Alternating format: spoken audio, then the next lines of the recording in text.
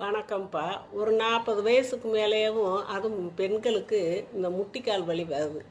முட்டிக்கால் வலி வருதுன்னா அந்த 2 ஜாயிண்ட்டுக்கு இடையில ஒரு பசையாட்டம் இருக்கும்.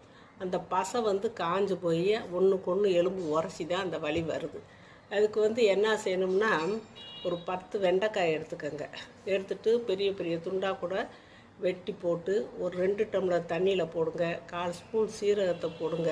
4 சின்ன வெங்காயத்தை உரித்து லேசாக தட்டி அந்த தண்ணிக்குள்ளே போட்டு கொதிக்க வைக்கணும்.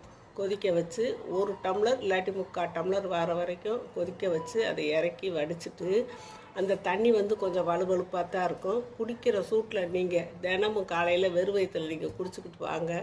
உங்களுக்கு அந்த முட்டிக்காலில் அந்த வலுவலுப்பு தன்மை கொஞ்சம் சேர்ந்து உங்களுக்கு இந்த வலி வராமல் இருக்கும். முட்டிக்கால் தேய்மானத்தையும் தடுக்கும்.